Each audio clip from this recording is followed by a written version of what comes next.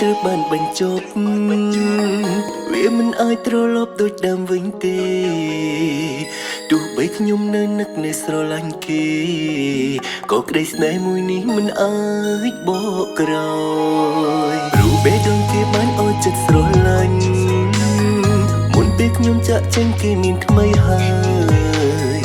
គេមិនមែនទៅតែតាក់ទងគ្នាឡើយគឺយូរហើយតាំងពីនៅមានខ្ញុំគេមានថ្មីតាំងពីមិនទាន់បែកពីខ្ញុំគេមានថ្មីតាំងពីមានខ្ញុំជាសង្សារកុំមកសេតដើម្បីចង់បង្វែរសាច់កាដ្រាម៉ាខុសបច្ចេកទេសហើយគេមានថ្មីរួចហើយគេមកសំបែកខ្ញុំ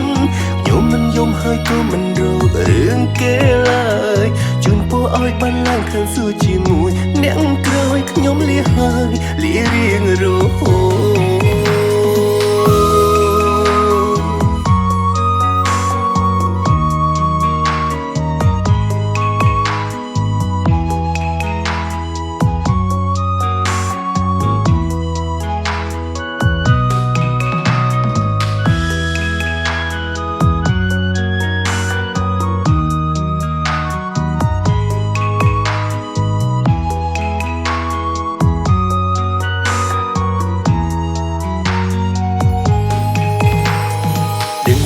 គ្រប់យ៉ាងត្រូវបានបញ្ចប់វាមិនអាចត្រឡប់ដូចដើមវិញទេទោះបីខ្ញុំនៅនឹកនៅស្រឡាញ់គេក៏ក្តីស្នេហ៍មួយនេះមិនអាចបកក្រោយព្រោះបេះដូងគេបានអស់ចិត្តស្រឡាញ់មុនពេលខ្ញុំចាក់ចេញគេមានថ្មីហើយគេមិនមែនទៅតែតាក់ទងគ្នាឡើយគឺយូរហើយតាំងពីនៅមានខ្ញុំគេមានថ្មីតាំងពីមិនទាន់បែកពីខ្ញុំគេមានថ្មីតាំងពីមានខ្ញុំជាសង្សារកុំមកសេតដើម្បីចង់បង្វែរសាច់កាដ្រាម៉ាខុសបច្ចេកទេសហើយគេមានថ្មីរួចហើយគេមកសំបែកខ្ញុំ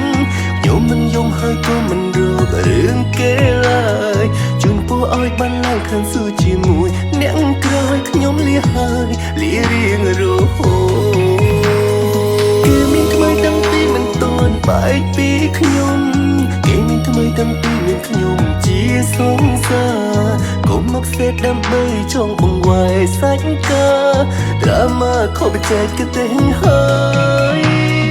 គេមានថ្មីរួចហើយគេមកសំបែកខ្ញុំមិនយំហើយក៏មិនរករឿងគេឡើយជូនពរឲ្យបានឡើងខាងសួគ៌ជាមួយអ្នកក្រោយខ្ញុំលាហើយលារៀងរ